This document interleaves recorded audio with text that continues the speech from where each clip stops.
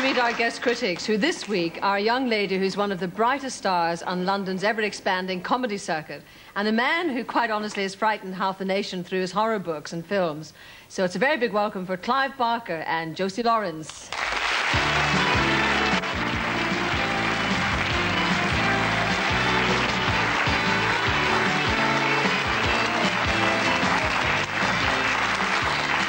I sort of kept imagining you'd walk in with sort of horrific bits. It's under here, it's under here. here. Is it? Yeah. But you like to have them all around your house too, don't you? Yes, we've got a few corpses hanging in the sauna, yeah. Oh, you have it? They're fake, they're fake. Oh. I tell you what we did. This week we sent Josie and Clive to the circus, but believe me, this is no ordinary circus. It has a big top, but there the similarity ends. This is called Archaeos. It's an incredible French alternative circus where they perform with motorbikes, chainsaws, and anything else that literally takes their fancy.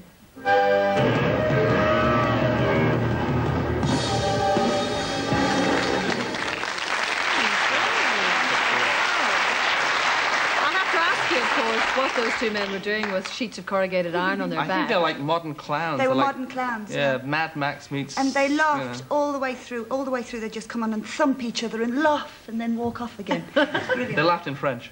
Oh, well, that was all right then. Yeah. But are there similarities between the conventional circus and this one? Well, yes, I think there are, because like those two were like the modern clowns. You see, what Archaeos don't use are animals in any way. So I suppose the motorbike is like the horse. Mm-hmm.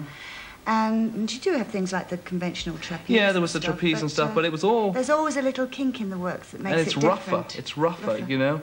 Circuses used to be sort of very smooth and glittery and spangly, yes. And then it's not. Yes, it's absolutely not anything could happen. It's like what you said about Mad Max. Yeah, it is like Mad Max. It feels dangerous. I don't know whether it actually is. I think it probably is dangerous. Well, there's no safety net for a start, is there? Well, they had two mattresses down. But that lady that you saw dive on the rope and things, no mattress at all. Just great. I mean, do they have anybody resembling the traditional ringmaster? They have a guy, a portly guy, who sort of wanders around. He cooks through the first third of the thing. He just makes a stew. And then at the very end, when the most spectacular thing is going on, he has a shower. He comes on. He takes all his clothes off and has a shower. It's wonderful. Oh, he keeps his little things on there. Only just. Only just. Only just. Yes, you were impressed. And he comes on at one point and rolls this big carpet out and lifts up this potato and shows everybody the potato. And it's obviously cooked. And he squeezes it. And rolls the potato up, picking up the bits. And everybody applauds.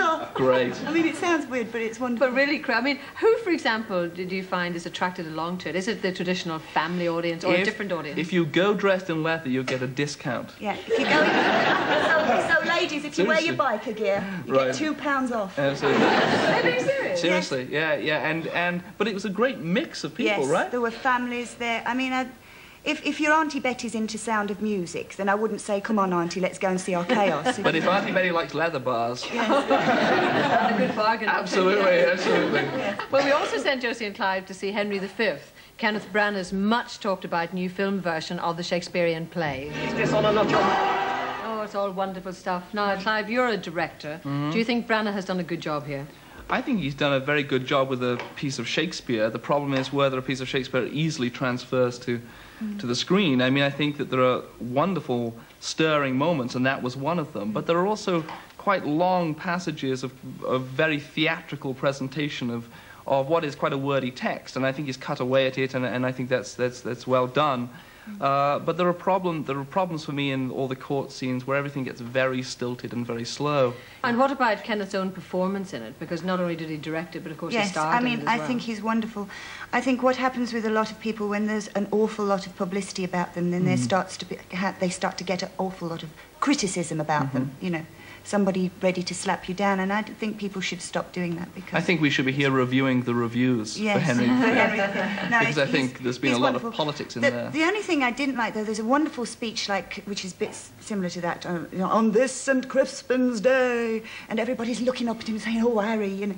And there's such sort of land of hope and glory music going on in the background that he could be reciting the phone book, you know. It's all built up to make you feel like that. But I think you know? Olivier did that as well. I think that's fine. Yes, he did. I think one of the things that it does do is it doesn't offer a romantic vision at all of the war. I mean, it's very grim. Very grim. And the end of it, I mean, I think the thing that plays most beautifully are the scenes between Emma Thompson himself at the end, with you know, when the war is over and you've got that sort of loving stuff between them. I think that plays very well. Of course, his great mission in life was to bring a whole new audience to see Henry V. Do you think he'll do that through this film? Well, certainly some wonderful people in it to go and see, but I don't know if... Who are that audience? That's the question. Are they O-level students, or are they people who are going to be... I mean, I gather that Mel Gibson is going to do Hamlet next year, which will be interesting. Yes. Very interesting. Very interesting. There are bits of this that are like the oldie-worldy Rambo, you know. But, Ooh.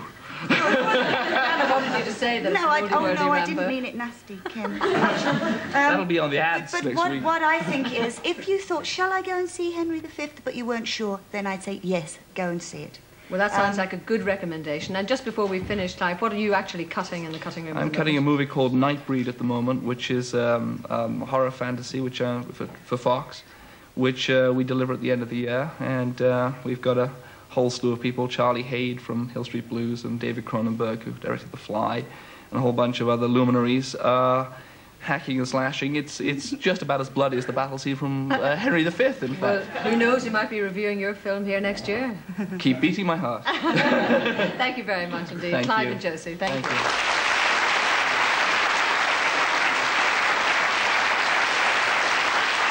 And you can see our chaos on Clapham.